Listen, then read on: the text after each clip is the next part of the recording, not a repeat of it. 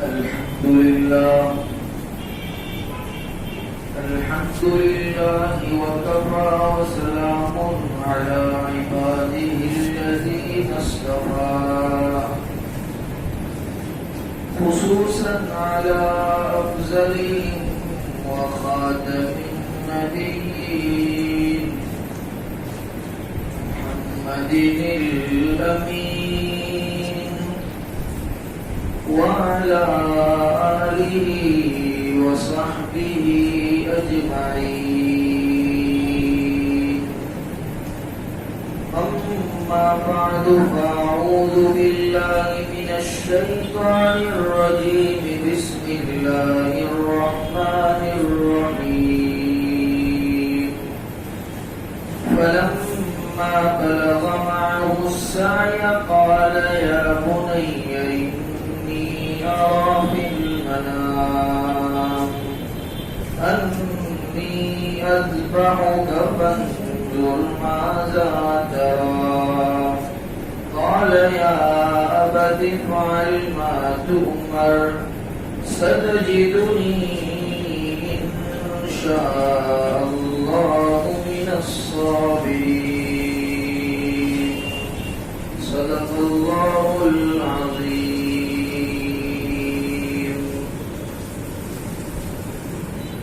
ابھی مستقبل قریب میں اللہ رب العزت کا ایک بہت ہی اہم حکم یوم النحر ہم پہ آنے جا رہا ہے، یعنی قربانی کا دن. اللہ رب العزت نے ہم پر جو جو احکامات نافذ فرمائے ہیں ان تمام کے پیچھے اللہ رب العزت کی ایک اہم ترین مصلحت ہے، اور اس کے ذریعے سے اللہ رب العزت اپنے بندوں کو آزمانا چاہتے ہیں. اور ان میں سے اکثر احکام کا تو پس منظر ہی یہی گزرا ہے کہ وہ قربانی کے ذریعے ہی قیامت تک کے لیے نافذ کر دیے گئے ہیں. چنانچہ یہ یوم النحر اس کی اصل روح کیا ہے، اس کا پس منظر کیا ہے، تو کلام اللہ نے اس کو بڑے اچھے انداز میں بیان فرمایا کہ خلیل اللہ علیہ السلام ان کو جب سے نبوت کے شرف سے نوازا گیا تب سے جناب خلیل اللہ علیہ السلام مسلسل امتحانات کا شکار رہے. آزمائشات کا بھنڈار ان پر آ کر پڑا. چنانچہ کہیں تو اللہ رب العزت نے جنگل بیابان میں اپنے معصوم بچے کو اور اپنی بیوی کو جو حضرت خلیل اللہ کی رفیق حیات تھی بی بی حاجرہ رضی اللہ تعالی عنہا تنہا ایسے جنگل میں چھوڑ دینے کو فرمایا جہاں نہ کھانے کو کوئی دانا تھا نہ پینے کو کوئی قطرہ تھا. تب اللہ کے حکم کو سر تسلیم خم کرتے ہوئے حضرت ابراہیم علیہ السلام نے حکم کی تعمیل کی اور چھوڑ دیا.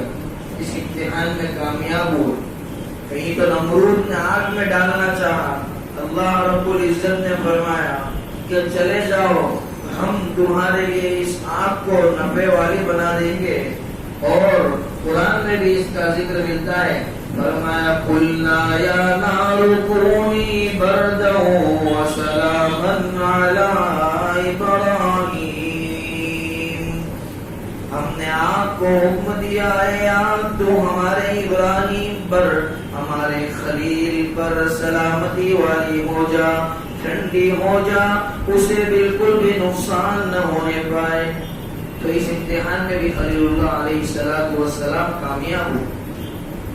چنانچہ امتحانات چلتے رہے اور یہ یوم النحر جس کے متعلق ابھی بات چل رہی ہے اس کے پیچھے بھی ایک بڑی قربانی ہے حضرت ابراہیم علیہ السلام کی، جس کو قرآن نے 23ویں پارے میں سورہ صافات کے اندر ذکر فرمایا ہے. فرمایا اللہ رب العزت نے فلما بلغ معه السعي.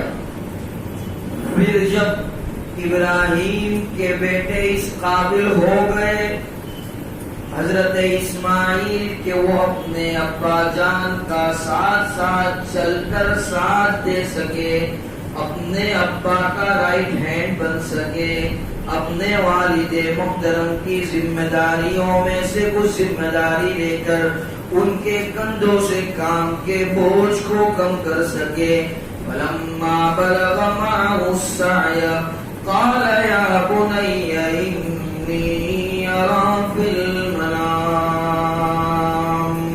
جب اس مقام پر اسماعیل پہنچے کہ ابراہیم کے ساتھ چل سکے تو حضرت ابراہیم نے اپنے لخت جگر اور اپنے نور نظر جناب ذبیح اللہ علیہ السلام سے فرمایا یا بنیا.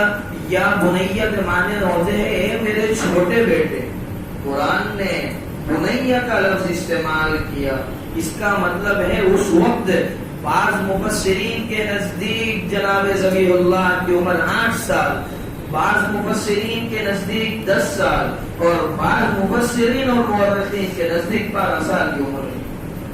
سنیے اس 8 یا 10 یا ایک قول کے مطابق 12 سال کی عمر کے بچے نے کتنا بہترین اور کتنا شاندار جواب فرمایا. قال یا ابت افعل ما تؤمر.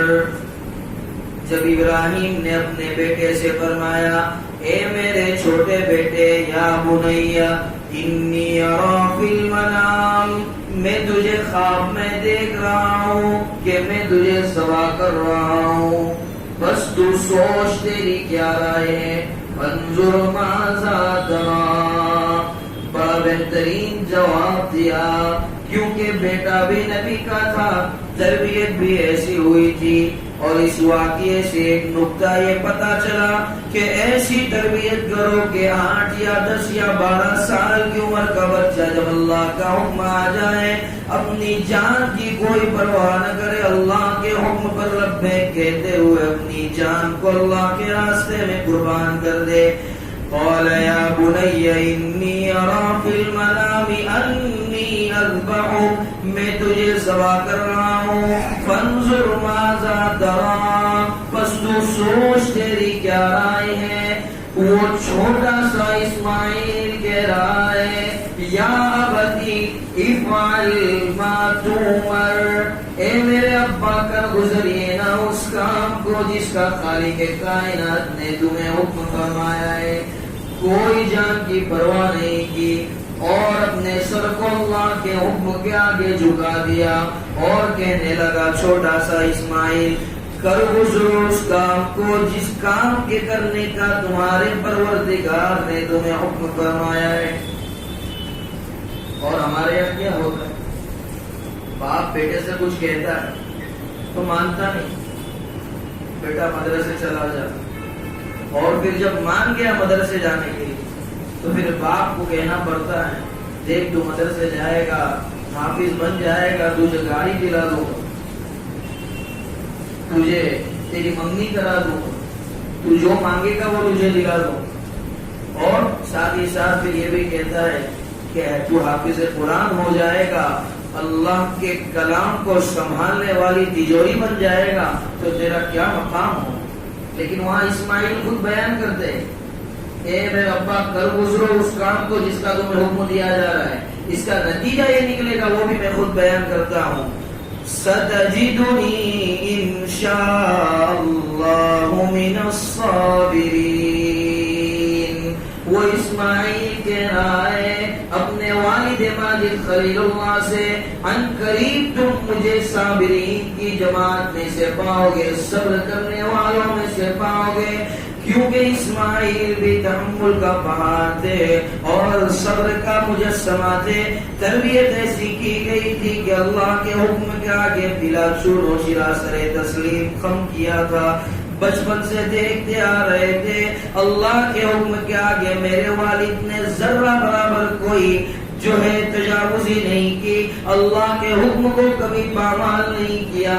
میری اور میری امی کی کبھی پرواہ نہیں کی، بس پرواہ کی تو اللہ کے حکم کی پرواہ کی. تو مزاج ایسا بن گیا کہ ہر حال میں اللہ رب العزت کے حکم کو ماننے کے لیے تیار. اب قرآن نے تو یہ بیان فرمایا کہ بھائی اسماعیل اور ابراہیم کا یہ واقعہ تھا، لیکن خواب کس طرح سے آئے تھے حضرت خلیل اللہ کو، تو مختصراً جو ہے آپ کی خدمت میں پیش کر دوں. 8 ذی الحجہ اس کو یوم الترویہ کہا جاتا ہے.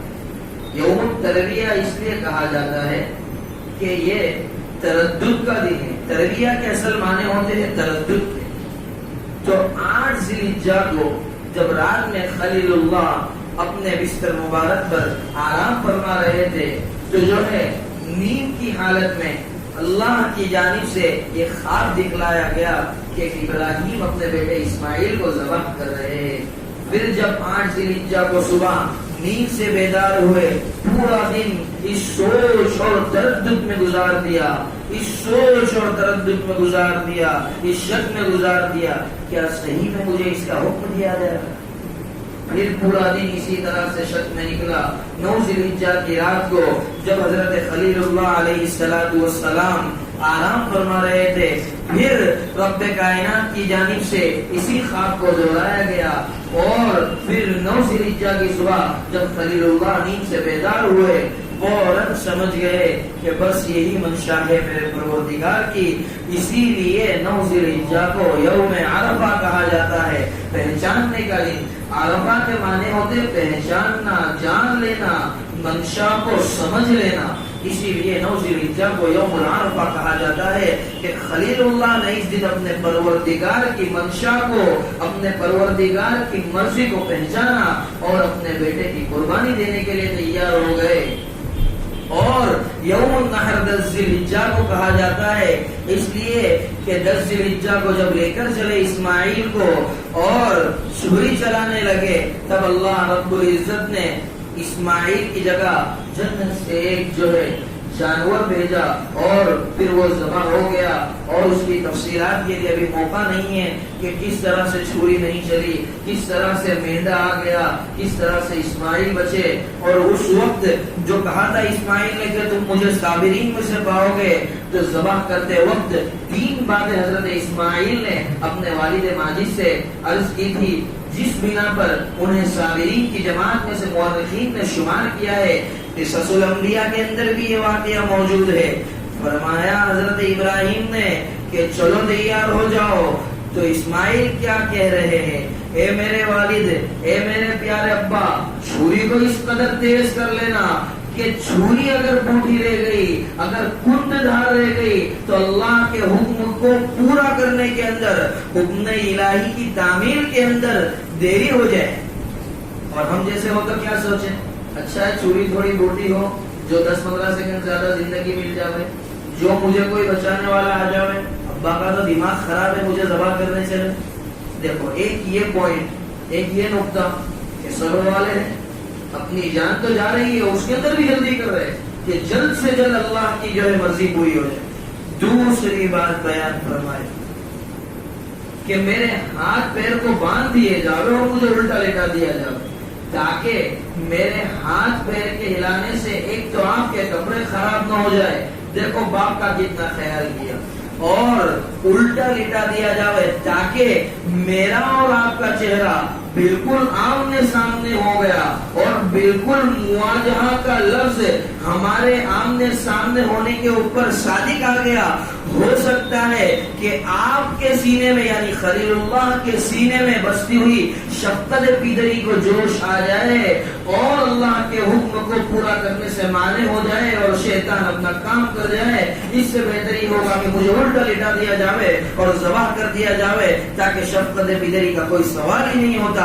تو یہ 3 باتیں، ایک تو یہ کہ چھری کو تیز کر لیا جاوے، دوسرا یہ کہ مجھے الٹا لٹا دیا جاوے، اور تیسرا ذبح کرنے کے بعد میرے خون آلود کپڑے ہو میری امی جان کو جا کر جو ہے دے دیے جاوے تاکہ میری ماں کو اس بات پر فخر ہو کہ میرا ننھا سا اسماعیل حکم الہی کے اوپر قربان ہو گیا اور وہ فخر سے اپنی زندگی کو بسر کر سکے اور وہ چین کی زندگی گزار سکے. یہ 3 بڑی بڑی دلیلیں ہیں جو دلالت کرتی ہے اس بات کے اوپر کہ جناب خلیل اللہ علیہ السلام خود اور ان کے جو ہے لخت جگر اور نور نظر حضرت اسماعیل ذبیح اللہ علیہ السلام جو ہے اللہ کے بڑے صابر بندے تھے، بڑے صبر کرنے والوں میں سے تھے، اسی لیے یہ یوم النحر کو بڑی اہمیت دی گئی ہے۔ اور اس واقعے کو دیکھ کر جو ہے فرشتوں کو جوش آیا اور اللہ رب العزت نے قیامت تک آنے والے انسانوں کے لیے اس قربانی کو واجب کر دیا۔